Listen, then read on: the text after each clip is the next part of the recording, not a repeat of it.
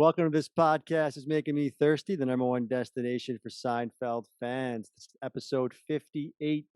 Tonight's guest earned a journalism degree from Syracuse University, joining a long line of successful broadcasting alum, including Bob Costas, Marv Albert, Ian Eagle, Len Berman, and Sean McDonough. He has called play-by-play on ESPN TV Networks for college football, college basketball, college baseball, college softball, college wrestling, and he's also done MLB and NFL on ESPN Radio. We found him after he gave an on-air Seinfeld reference during the NCAA National Championships for wrestling this year on ESPN, and so we knew he was a huge fan. We've seen other of his references on air, and whenever we hear on-air references of Seinfeld, we have to talk to the person. So please welcome Mike Couzens. Mike, thanks for joining, man. Hey, it's my pleasure, and I'm glad to know that in the midst of the NCAA basketball tournament that not only were people watching wrestling, but that there were Seinfeld fans too there. So that message from you guys really caught me off guard. I watch it every year. I wrestled all through until I graduated high school. I didn't want to wrestle in college. You have to be crazy to wrestle in college. It's insane. So I bowed out. Dedication to do it in college because people it's a separate kind of switch in your head, man, to do it in college, I think. And for the amount of garbage that I put into my body in college to not be able to do that as a wrestler, but you have to keep a really tight weight class. You're right. You do have to be wired differently. Yeah. So let's dig in, Mike. So you're born in what? I'm going to say 1988, around there. 89. 89. All right. So Seinfeld ended in 98. So you would have been 9. So I don't think you watched any of the broadcasts live. Tell us a little bit about how you got into Seinfeld. I know before we chatted, you mentioned your mother, but maybe just touch on how you came about watching the show, and then we'll dig a little bit into some of the references that you love and bring up with sports. So it's a bit of a parallel for me as to how I got into Seinfeld and how I got into the job that I'm doing now, because we grew up as one of the rare houses, at least among my friends, that did not have cable TV. So the real entertainment for me, like after everyone had scrambled from the dinner table and you went to our respective corners of our houses, was after I finished my homework, I would just put on the radio and I would listen to Mets games. So WFAN 66, anybody who grew up in, I don't even have to say the tri-state area. It reaches out where I live now if you get a good clear night. But sports talk radio, that was my big source of entertainment. And so since we didn't have cable TV, if you grew up around the New York area, the channels you got on the antenna on the top of your house were 2, 4, 5, 7, 9, 11, 13. And I believe there was a Spanish language station, channel 41. Admittedly, with that not being my native tongue, didn't get there as often. But what we would put on at dinner time at the dinner table was Fox 5, which had the Seinfeld reruns on it. And so my house was always so busy. I was just raised, in a single parent house with my mom. So she was either running to pick somebody up from practice or was making food and then was going out to do something else. So the TV was just always on in the kitchen. And seemingly we would eat dinner around the same time, which I think it was on at that time at 7:30 on Channel 5. And so it just became somewhat of a background daily soundtrack to my life. Yeah, I think it was 7 and 7:30 back to back. And then it was 11:30 back to back on PIX during that time. So you mentioned the fan in there too. We're big fans of the fan. Also, we had a bunch of them on. So Farid Al Dukes and Sal Licata and Chris Lepresti, and we had the honor of talking to Steve Summers too, which really that was like a highlight of our entire. It was incredible. We got to talk to him all about his friendship with Seinfeld and everything like that. But it's great to hear you were a WFAN guy. So let's get through a little bit into the so I was watching it from starting just with reruns. We had this conversation a lot with those who got in it that way. I mean, we were watching it live, as it happened pretty much. But the people that watched it from reruns tend to their fandom kind of jumps around a little bit because they're not watching it sequentially, right? So they might grab onto certain things at different points. But curious, what's your take on seasons as far as like where you what seasons are you higher with? Like, which do you prefer, or do you prefer, the earlier seasons, more of, slice of life stuff, or the post Larry David, where it gets a little bit more absurd comedy? What is your take on that whole thing? The appeal on the show for me has always been just that when there's something weird that happens in your life, or something funny, or something that's interpersonal that you want to share with somebody else, I feel like that's where this show has the most relation for me. Where, when I watched it the first go round, I'm not old enough to pick up on all the jokes or to have been in the life situations that are occurring on the show of, like, whether it's Elaine dating somebody or Jerry dating. Like, I'm 12 years old. I'm not. That's not a problem Right, I've come right. across in my life yet at that point. But then you get to watch it when you're older, and the references just fly all around my house between my mom and her sister and my siblings.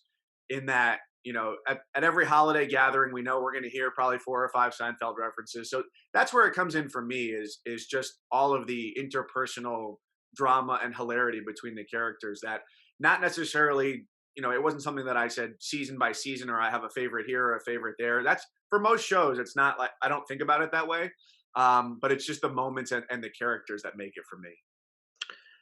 And yeah, I think, and the beauty of the show is the connection to sports. I mean, I've heard Ian Eagle, another, Syracuse alum. He used a bunch of Seinfeld references as well. Do you kind of have them in your back pocket, like for certain situations? I'm just curious, as a play-by-play guy, like when you're watching Seinfeld, right? And some of these, great sayings come up, like you're like, maybe I'll use that if there's a buzzer beater. Yeah, I don't know, I'm making it up. But like, when do you use these things in, like, or does it just come like spur of the moment? Like during the wrestling, for instance, was that planned, or did you kind of just spur of the No, moment? not at all. What's funny is that, where I'm on the air for if anybody's not familiar with NCAA wrestling, we're on for a few nights in a row, Mhm. and, 2 to 3 hours during the session. So that's a lot of talking, during the Yeah. course of the day. If we're working, or, you're working from home, you're probably not going to talk for more than cumulatively like 30 minutes. That might be a lot. So talking for 3 hours, and it's all, off the tip of your tongue. And so I'm just saying whatever comes to my mind at that point. That's why, like, I always advocate for sports broadcasters who are coming up, is like, you don't want to be a sports robot. And Ian Eagle has said the same thing. You want to be well versed in all different topics. So like when he had that buzzer beater call, it's real and it's spectacular. Like he said, he didn't know he was going to do that until he saw Jerry, and the director took Jerry in the stands. So that's just something that comes into your head, and that's the way it is for me. So when you guys reached out to me and said, "Hey, we heard your Bizarro World reference on the wrestling broadcast," I didn't even remember having said it, because you say so many things and go in so many directions over the course of 3 hours. That's just something that is taking up otherwise important space as to, like, what's my anniversary date in there. But instead, I've got Seinfeld references that just come out whenever they feel like it. Yeah, it's interesting because that was one of the questions I wanted to ask you is when you make the reference on air, it sounds like you're doing it, like you said, just kind of almost stream of conscious. But you know, I always love when worlds collide, to use a Seinfeld reference. And you're doing an NCAA wrestling tournament, which wrestling fans, there's no casual wrestling fans, right? I mean, anyone watching the NCAA, like you said, anyone watching the Division I wrestling championships is a wrestling fan, and they know what's going on, and they're not just flicking the channels and found it and stopped on it, right? So I'm curious, did you get anyone else reach out to you, like whether like other wrestling fans, or even your I forgot who you're with. Is it Robles you're with maybe? But anyone like the analyst, did anyone else pick up on it? Even like your director, producer, is anyone else in that circle that when you're sitting around a production meeting, are you throwing Seinfeld language out with and things like that? I'm always curious. Yeah, nobody who was on the commentary team picked up on it, because those guys are just so, like, locked into what's Okay. going on in that. Yeah. That's the biggest event of the year for everybody in wrestling, in college wrestling. Maybe our producer and our director for that show may have very well picked up on it. And they'll hit me in my headset and maybe just laugh, to share that they got it with you. But no, you guys were the only ones. And that's the funny thing about that kind of stuff, is that, like, for a joke like this or a pop culture reference from any show, if I'm saying it, more so it's to entertain myself. And if it does happen to entertain the audience in the process, then I'm happy about that. Because, like, the primary reason people are watching sports is you want to be entertained. So if I'm not having fun, you're probably not having fun. And so vice versa. If I am, I hope you are too. And so I just throw in things that I think people will find funny. And if they don't get it, nobody's none the wiser. And if you do, you go, all right, that was pretty good. Yeah, we thought we thought it was great. And listen, we're from obviously the New York metro area, and the Iron Eagle piece that was during a Brooklyn Nets game, so it certainly resonated. I'm curious what the demographic geographically of wrestling is, but maybe that had something to do with it. But bottom line is, keep pushing the Seinfeld references because we love them. Yeah. Mike. All right. So back to your fandom. Do you have a top 5 favorite episodes? So I did some homework last night, and what I came away with were, I probably watched collectively about 90 minutes of just moments from the show last night. And I wanted to share this first one with you because it was the one that I think has the most direct application to my life. So I've been at ESPN full-time since 2014, but when I got out of school, I went from, seasonal baseball play-by-play job to seasonal basketball play-by-play job. And the basketball one was doing women's basketball at the University of Vermont on the radio. So I got $75 a game for that, which was not going to be enough to pay all of my bills. Burlington, surprisingly to me anyway, was a pretty expensive place to live as a college town. So I'm applying for all these jobs. I'm like, I want to work anywhere. Like, I just need a job during the day. I can do these basketball games on the weekend. I applied to fast food. I applied to Barnes & Noble. I applied to a restaurant. Didn't get hardly even an interview. So I get to this point where I'm on Craigslist looking for jobs, and I found one for a call center. And so I applied for this thing, and I get a call back from the woman in human resources, and she goes, well, why do you want this job? And the honest answer is really just like, I need money. We all need money. That's why we're working. And so I said to her, look, I'm here because I'm pursuing my passion, and this is what I really want to do. And I just need to make some money on the side. Like, I had given up trying to play the game and say, like, I have a passion for sales and incoming calls and angry customers. And so I just said the truth. I was like, I need money. And she goes, that's so wonderful. You're chasing your dream. We would love to have someone like you come work for us. And I went in, and that ended up being my side job, was working at a call center. So it was very reminiscent of when George is in the diner. Everything's going wrong in his life. Every decision he's ever made has been bad. So the opposite must be the good one. And he says, I'm George. I'm unemployed. I live with my parents. And the woman is suddenly interested. And so I felt a connection to George in that moment. Yeah, it's great to hear, man. You're not the first person we've talked to, right? That's gotten a job, O'Hara, using the Seinfeld. I believe you're at least the second or third that's mentioned a Seinfeld reference to get a job, and that's obviously one of the greatest George lines of all time. That's awesome, man. You know what else I wanted to ask you? You mentioned your family and things like that. I know you proposed to your wife on air. It's relatively well known as far as that goes. I saw the video and everything. Did you have to convince her to watch Seinfeld? Was she a Seinfeld fan? I'm always curious how that works with the, she want to watch Mad About You, or is she putting on Seinfeld when when you guys are unwinding? So she actually got us into One Tree Hill this summer. Okay. She's my Chris. Does that disappoint you? A little bit, Mike. A little bit. We had a lot of time. Is that like Dawson's Creek? Give me a little. Yeah, it was on the CW/WB. It was like a teen drama. So there was 9 seasons of that we watched in a very short amount of time. But no, you know what? Let's put O'Hara on the poly. Maybe he's watched one too. Mike, I'd rather talk women's volleyball than One Tree Hill. So, but no, you know what? They say there's no such thing as a perfect person, and I don't have very many bones to pick with my wife, but one is that she does not like Seinfeld. And so we've gotten to the point now where she knows pretty much what the references are from the show, but couldn't tell you necessarily about the dynamics between, Jerry and people on the periphery of the show. Right. She's not Joe Mayo or, Yeah, or Kenny Banya or whomever you wanted to come up with. And so, no, that's not something that we watch together, but I guess it's something that she would say she tolerates at this point because it's never not going to be.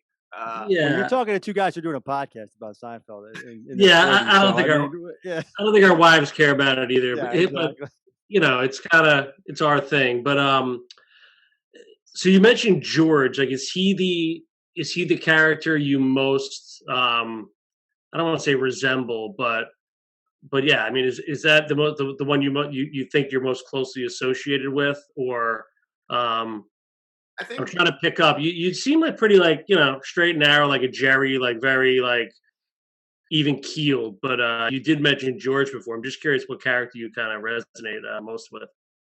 this has been probably like one of my life's hardest questions to answer is, on any show you think about, if the show lost this character, if Saved by the Bell lost Screech, would it be able to go on? Of course. If it lost that, it can't go on. But I don't feel like on this show that if you took away any one character, it would still be the same show. And that's why I like all of them equally, because I feel like whether it's in one day or across different days in a week, I feel like I could be experiencing life as any one of those people. Where if you're Jerry, you're kind of in the driver's seat.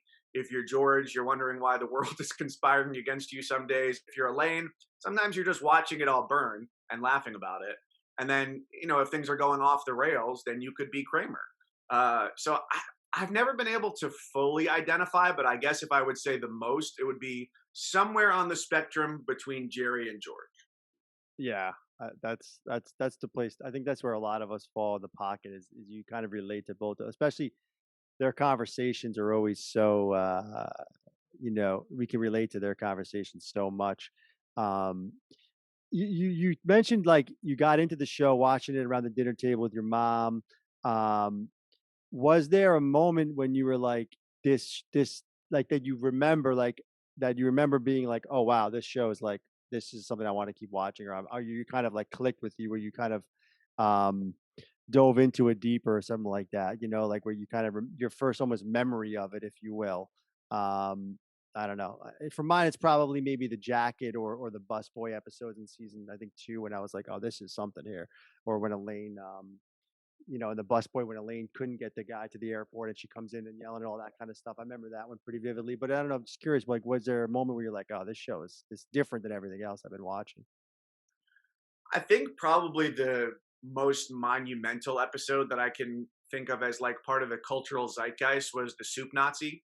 And just because that got so much play around the house and anything that anybody did, like that was one of those 90s like phrases, along with like whatever the Budweiser frogs were saying, was like, no soup for you, no soup for you. No matter what you were doing in your house, whether it was like, I wanted an extra piece of dessert, I wanted to go to my friend's house, anything that involved the word no became that. And so that became like a much bigger thing. And then it was, we didn't go into the city that often. Like if we went into the city, it was a special occasion. It was a sporting event. Or, we were going to see the Christmas windows at Macy's, like something special like that. But then it was about like, oh, well, where do we go to get food from the Soup Nazi? And is it going to be like that in real life? And it just became this thing that was talked about all the time. And I feel like that was really the big jumping off point for me, was knowing that this was something that was part of bigger society, that wasn't just among, my mom's friends group, but also then was trickling down to people my age too. So it sounds like that line certainly means a lot to you, and whether it's just childhood memories, doing things with your family. Have you used that? I'm just for some reason I'm thinking of Bill Raftery, like with the long arm of the law. Like, have you? What other Seinfeld references have you made other than the one we picked up on with the Bizarro World? Is like is it certain sports it lends itself more to, like the Iron Eagle call, or has that been the only one? I'm just curious. I hesitate to say it's been the only one because, like I said, like these are just things that are off the cuff for me, and so I probably Right. just slip them into everyday conversation all the time. But that you raise a good question as to which sport might be the best to work in enough references, and I think basketball would be a good one, but like football would also be a more subtle way to do it, where it's a quarterback on 4th and 15, and the opposing coach called timeout, and you can say that they take a tight shot at the quarterback. They're zooming in, and you can say Peyton Manning's just hoping for some serenity now as he tries to come up with a big play here on 4th and 15.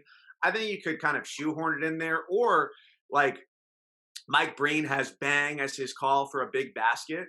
You could try and work that in too, um, in a basketball play, and you could do it probably 5 or 6 times a game if you really wanted to try and get away with it. So I think basketball would be good, and I'm glad that that's going to be just around the corner for us on the sporting calendar. Because if I'm going to get my references ready. I've got to have my list going by the time college basketball starts in November.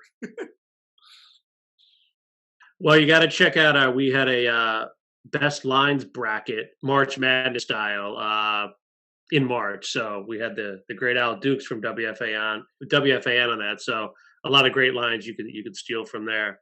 Just curious, you're a big WFAN guy, big Seinfeld guy. As Mike and the dog used to say, gun to your head, who'd you rather get a beer with, Mike Francesa or Jerry Seinfeld? Wow, I'm not sure that either one of them would want to spend 5 or 10 minutes getting a beer with somebody else. Jerry being very anti-hug, Mike, would Julio be getting the beer with us as well? Yes. Equation. Will Roe and the kids be along for the beer as well? There's a lot of questions I have. So I think I would pick Mike because I feel like when I watched the 30 for 30 on Mike and the Mad Dog, that there was not enough information in there. Like, if you really grew up listening to the station, like not enough of the supporting characters. So I think that's who I would choose. I was looking at your resume, and you've covered the gamut of sports, from a lot of basketball and softball and volleyball, wrestling, frisbee, and you've also traveled a lot. So I'm guessing you in that line of work, you're spending time in hotels, things like that. Did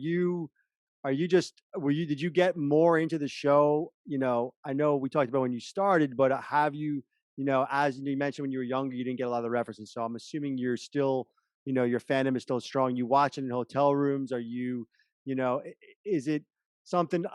I guess I'm asking two questions. One is that like part of your daily life still, Seinfeld? And you put it on TBS at night, or you watch it on streaming?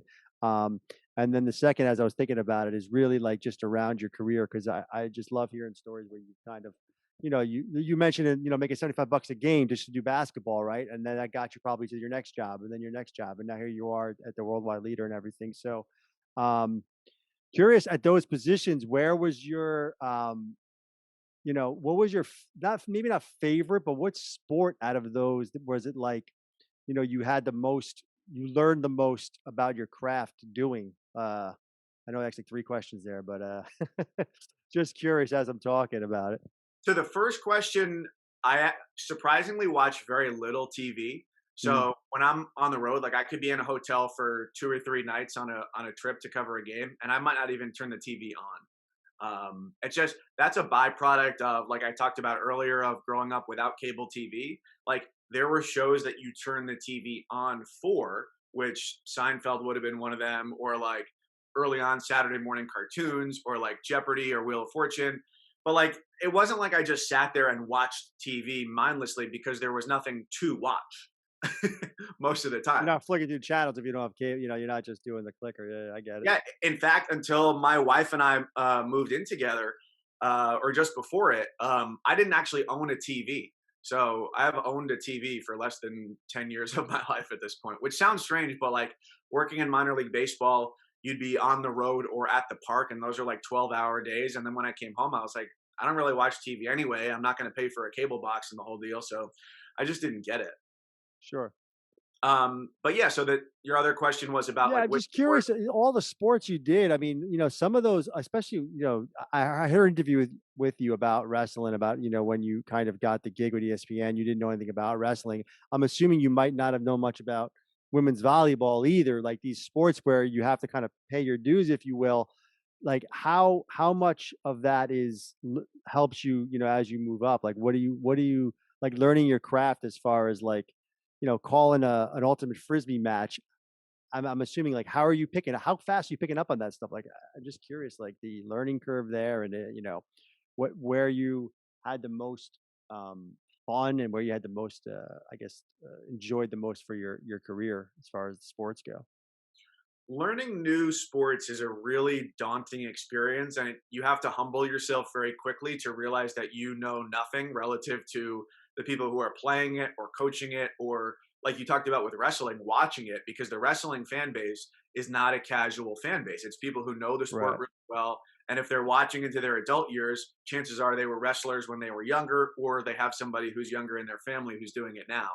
So that's a sport where this was my 5th year covering it, starting from zero knowledge. Where if there's something technical that I don't know or I'm not sure of, I don't try and make it sound like I do on the air, because if I don't, I'd be exposed pretty quickly that I didn't know that. So, I let my technical knowledge build up over time, but I focus a lot more on the storytelling and who the people are. And so I have great analysts who have wrestled, and some of them, like you mentioned, Anthony Robles, a national champion, they know it infinitely better than I'll ever know it myself. So learning new sports is really hard, but it's fun because I like to learn, and I always enjoy that academic challenge, that intellectual challenge of it, and finding new ways to say things. So like I was watching MLS over the weekend, and John Champion, who grew up in England and called soccer over there for a long time before he came to do MLS, has a much better vocabulary than I do. And so like I'm listening to words that he's saying and phrases he's got, like stubbornly scoreless, I thought was a really good one that he said. Because I like alliteration, so that's fun. So I like to listen to what other people do and people who I think are really good, and try and take bits and pieces from what everybody does. I think the hardest sport to learn was college football. And that sounds weird because it's probably on TV more than any other college sport. But if you grew up around where the three of us grew up, and you didn't have somebody in your family who was somewhat indoctrinated into college football. Sure, yeah, we don't really have college football's not big. If you were to say in New York. 0 to 10, how much people care in that area about college football, where would you put it? Right, yeah, I agree. We were talking about that before we came on air. Like, I'm not. Yeah. O'Hara's a big college football guy, so it's hard. He might be the one guy to ask. It But in our area, depends. you're right. Francesa says it all the time. Speaking of Francesa, we're not a college football town for sure. Right, but Frances is a huge college football guy. And Good point. That's a good point. And again, I think Notre Dame is such a big following. Well, actually, the question is, why do you think it's Good so point, different though. from NFL? Why it's what? So different from the NFL. Well, regional. My point about learning it was not necessarily different in the way that it's played, but just like in the tribalism of the sport and the it's history very of the regional. sport and the traditions. So like the closest teams to the tri-state area, you have Rutgers and like Syracuse, and then Buffalo as far as like Division I Power 5 teams go, or Group of 5 teams. So like when I grew up, you have all those pro sports teams around there. Like I was a massive Mets fan, 365 days a year. That's always been my number one team. But then if you're reading the paper like we did growing up, like I had the Reporter Dispatch was the newspaper, and I was always checking out the box scores, and it was always pro sports. And like I probably didn't make it far enough to even see if they had college sports in the box scores. So that was the hard part for me, was just learning about, okay, what's the history of the SEC? Who's really good here? Who's in the Mountain West Conference? I don't know. I haven't stayed up late enough to watch Mountain West football before. So it was all of those things where at White Plains, I played basketball. I was on the team. I didn't play, but that's the sport that I feel like X's and O's wise has always been the most familiar to me. Yeah, I'm curious, like, what's the ultimate goal? Like, I know you grew up listening to the Fan, but obviously you went to Newhouse. And did you get the lead? Were you the lead play-by-play guy for football and basketball? Like, is that how it works there? I mean, that's an incredible feat if that's the case, or is that kind of a rotational thing? So you work your way into it. It's a hierarchy from your freshman year to your senior year, and I guess it kind of depends on how many people are in your graduating class. If there's just 2 people, then you're going to do a lot of games, but I think we probably had 6 or 7. The irony is of where I've ended up now is that I work probably 99% in TV, but when I graduated from college, my experience was like 99% in radio. And, the premier sports there are men's basketball and football. And I worked with Jason Benetti, who's now the White Sox TV announcer and works for ESPN as well, with him in 2010 with the Nationals AAA team that's up there. It's now the Mets team. And we worked together. So I left school for like a couple of weeks at the end of the first part of the season, at the end of that semester. And then I missed a couple of weeks at the beginning of what was my last semester in college. So I only ever did on the air 2 men's basketball games and 2 Syracuse football games. And that was the extent of my men's college sports announcing before I graduated. Well, some of the favorite scenes from Seinfeld actually are kind of play-by-play. I mean, and Larry David brings in Bob Shepard. Like, he makes it so New York. And when George did the cotton pants, Mattingly split his pants. Like, Even the play-by-play stuff from the show. I don't know. It probably resonates with you more than me, but I just think it's an ode to just the beauty of the show and just the intricacies of like being so detailed, even with like play-by-play announcers that they didn't really have to be. But I'm curious if you ever picked up on those, like the play-by-play stuff from Seinfeld. Well, I was watching last night as they broke down the loogie, and I had never paid attention to it in that sense before, but I was really like locked in for those 3 minutes as they, you give a play-by-play of the Zapruder film, basically, of the Keith Hernandez loogie. And that's one of the, there's kind of like a running joke about play-by-play guys that even if the world was ending, they'd be like, oh, 3-2, and the Acropolis has fallen down. Like you just have the ability to talk through anything. And Right. so as Jerry goes through that and breaks that down, I think that was like expert real life play-by-play, which was very entertaining to me because you have to, have a certain job to think about it that way. And that's exactly what it was. Yeah, I mean, it's kind of on the same line, but there are so many sports moments in Seinfeld, and it sounds like you're being a big Met fan. Obviously, George worked for the Yankees, but there's a lot of Mets. I mean, the subway scene where when Jerry and the naked guy are talking Mets baseball is one of my favorite sports scenes of all time. When they're just like, yeah, I like the chances after they rattle off what's wrong with the team. It's typical New York sports talk. Aside from some of those, I mean, obviously Keith Hernandez, but and any sports moments. I know we just went through play-by-play stuff, but specific sports moments, marathon, you got the US Open tennis, you got, tons, New Jersey Devils hockey. It's so New York based and so New York sports based. As a guy from, Westchester, is there anything that stuck out to you then as well, as far as sports moments goes? We always try and break down the top couple. There wasn't for me. I think what really resonated was just the fact that there was a pop culture icon who was a Mets fan, because if you grow up as a Mets fan, no matter where you are, even if you're in the New York area, you're the underdog team. And especially when I was coming of age in the 90s and into the 2000s, the Yankees were just like, the unbeatable team. And so, I think it was nice to see, because that was one of the things that my mom and I always did. Like, she would take me out of school on opening day, and I would be sick that day, and we would go to see a Mets game. So it was like, there were the lovable losers, and Armando Benitez would drive you crazy. And still, hearing that name makes me shudder a little bit. But I think to see that there was like the representation of that, because there's nobody else who I can think of who was like quite as prominent a Mets fan as Jerry. So it was like, it made me feel good about what I was doing, even though they were usually losing. Right.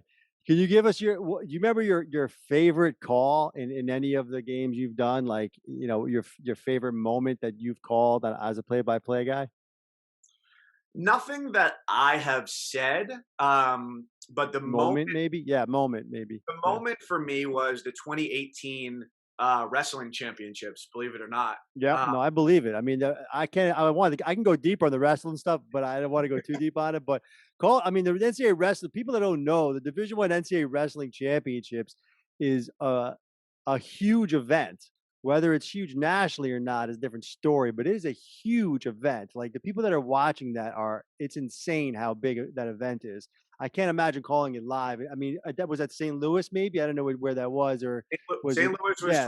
2017. This was Okay. here in Cleveland in Oh, in 2018. Cleveland. Okay. Go ahead. I And don't want so to this interrupt was too my, much, but my yeah. second year, and so it's at the Cavaliers, now the Rocket Mortgage Fieldhouse, and that's like 18,000 people. Yeah. So Penn State at that point was winning, I don't know, their sixth in a row, maybe something like that. And so there's 10 matches throughout the course of the night, and they won the eighth one that sealed their team championship. And it's just the loudest that I've ever heard any building anywhere. I took my headset off for probably like 10 or 15 seconds, because there's nothing that I can say in that moment that's going to add to the situation. So I Right. just soaked that in, because it's something that like you can't get anywhere else. And now we certainly know that if we ever didn't think about it that way before, we took it for granted when we're still going through arenas not being 100% full. Right. And Right. that's great advice for television broadcasters. Let the picture do the talking. Some of these guys don't shut up. Like Michael K. We're trying to get him on the show, but I'm just curious. He's Could you? blocked you on Twitter, has he? No, No, yeah, Mike, we've been poking at him a lot though. Mike, could you picture someone calling up Francesa to talk about wrestling? I mean, Get lost. Get yeah. lost. Hand Well, wave. it's a shame what they're doing to that sport, man. These big programs shutting down and stuff. It's really sad. I But think if a wrestling call got through, we would have to hear a drop from Chris Russo to say "nicely produced," which I believe was after the "I want to slap your butt cheeks" call. oh yeah, that was classic. Sour That shoot, was yeah. classic. That was classic. Mike, this has been great, man. We really appreciate it. Do you got anything we didn't cover as far as Seinfeld goes that you wanted to? That, I don't know. I know you said you had done some homework. You watched some clips. Was there anything we didn't get to that you had on top of your mind as far as your Seinfeld fandom goes? I think if there's anybody that I didn't give enough love to, that it would be Jerry Stiller, because my mother and I have a very good relationship, but the longer we spend with each other, like the longer we get closer to a week of time together, the more insane that I go. And she knows that too. Like we butt heads a little bit too much. And so I very much empathize with the George and his relationship with his parents, because sometimes they can just absolutely drive you crazy. And like I had two older sisters, me and my mom all in the same house, and like just not enough room. We're all on top of each other. You all just get absolutely crazy with each other. So I love what Jerry Stiller did. And then I was watching the scene with his parents and Susan's parents, and they're sitting there having dinner. Love it. Love it. Going, hen, rooster, chicken. What? Something's wrong. Who goes with who? And that's kind of like the internal monologue that I fight with myself sometimes. I think as I've gotten older, I haven't necessarily gotten more mature. I've just learned when to shut up and keep a conversation like that in my head rather than out at the dinner table. And so it goes back to the thing before of how do we pick a best character on the show when on any given day I can identify so closely with any of the characters outside of the core four sometimes too. Yeah, that's the again, that's the beauty of the show, and Yep. letting some of those secondary characters literally shine a brighter light than the core four, as you will. I have a question for you guys too. Sure. Yeah. This is a debate that I've had with my wife about this show, is because, I didn't grow up in the city, but there's certainly identifiable elements that make the show relatable. She grew up in Tennessee. She grew up in Michigan. So like never really came to the East Coast at all, certainly not to the New York, New Jersey area. And her claim has been that the show is more relatable if you grew up in the area. And since you guys are the preeminent scholars on this topic, I'm curious if you've come across that claim before. Well, I'll nip it in the bud real quick. It was a national TV show that did 30 million viewers nationally every Thursday night. So to say it resonated just in New York, yes, the biggest market. I can't. I think my take on it is those the beginning seasons didn't have those numbers that the later seasons had. So I think the beginning seasons, I think people first looked at it and it was too New York, and I think it gradually caught on with the rest of the country. Maybe they caught up or something like that.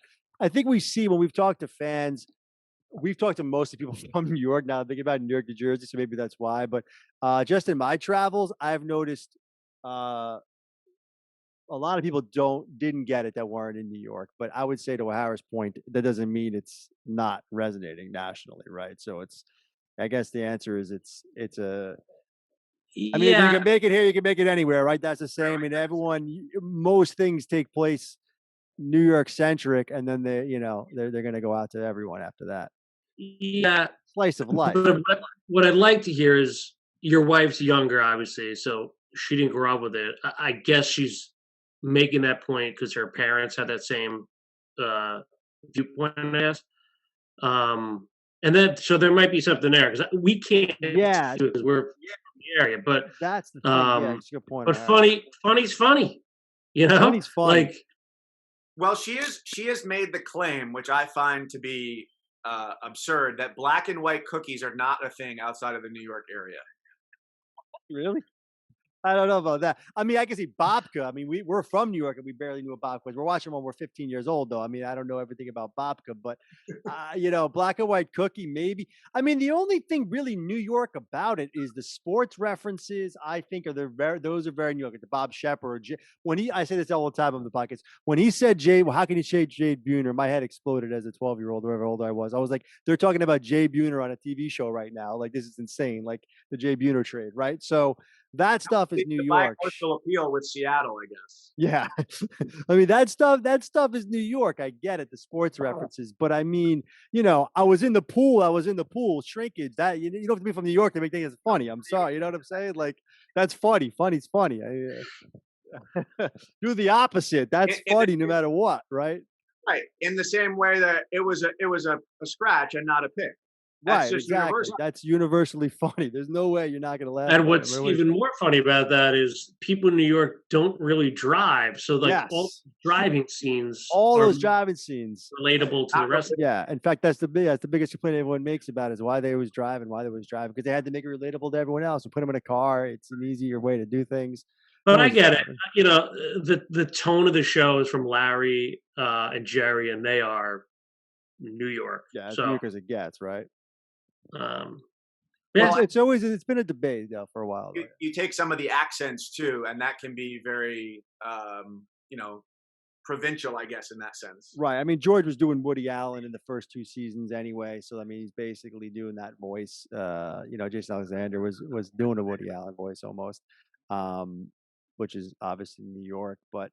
I mean, funny's funny. I mean, by the time the 9th season, season 7, 8, and 9, it was getting so absurd that it wasn't really anything at that point, New York wise. It was really just like, how funny can we be?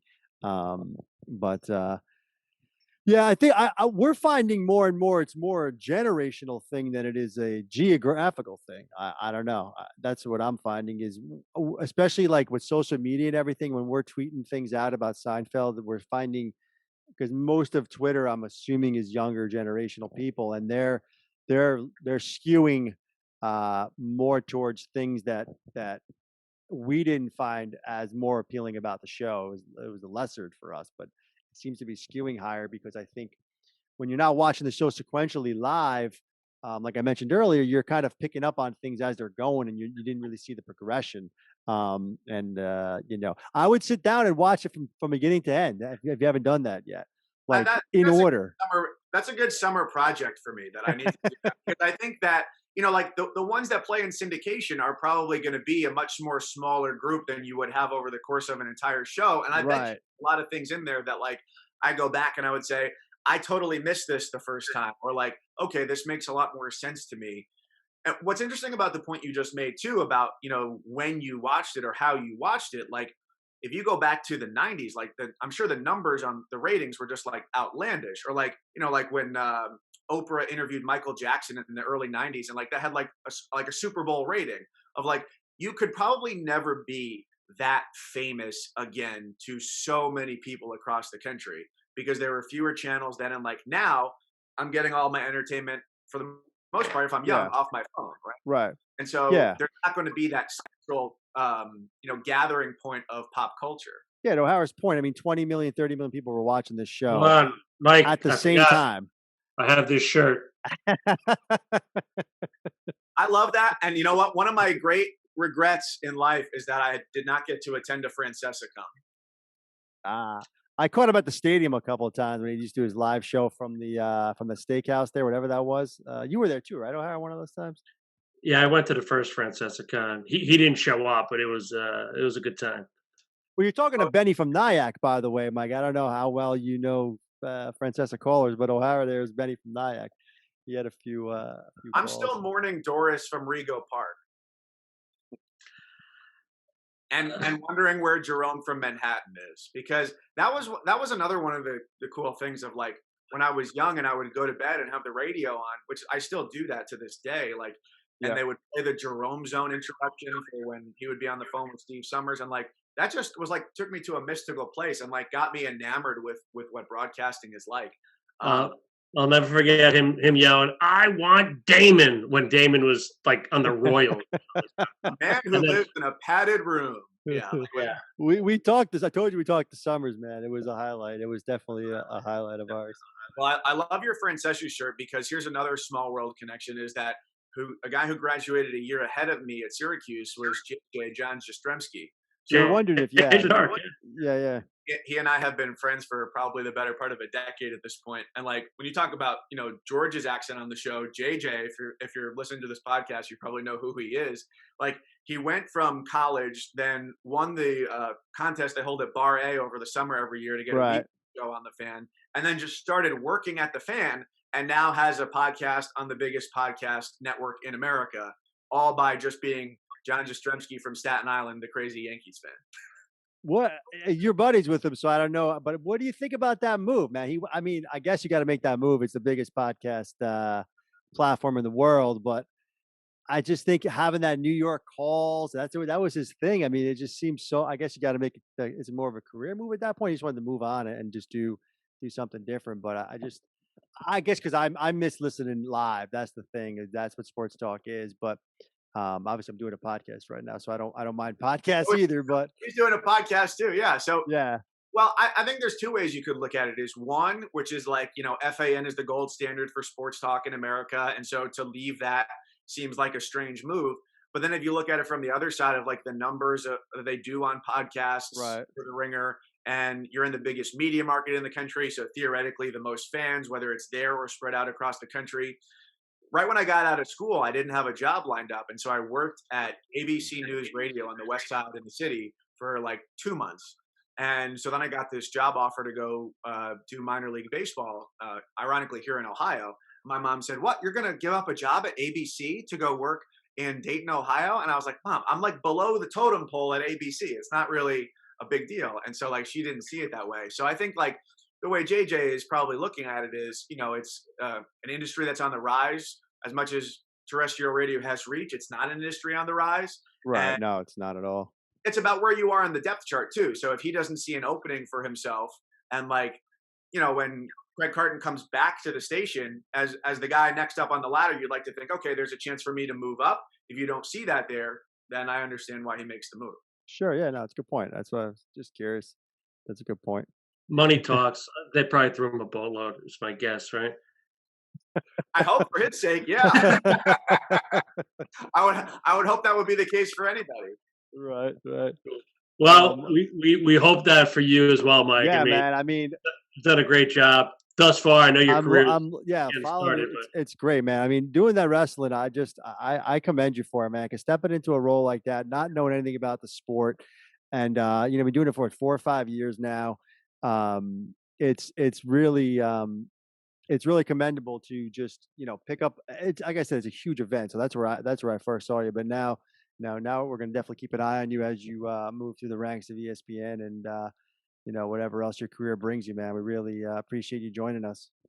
Well, now knowing that you guys are going to be watching, that I feel a great responsibility to increase the load of Seinfeld references within my shows, and whether people get it or not, just put it in there to keep it alive. We'll be listening, man. We will be listening. Thank you so much, Mike. Well, it has been an honor, and I look forward to being your latex salesman. Well Thanks, said. Mike. Have a good night, man. Thank you so much. Guys, you too. We appreciate it.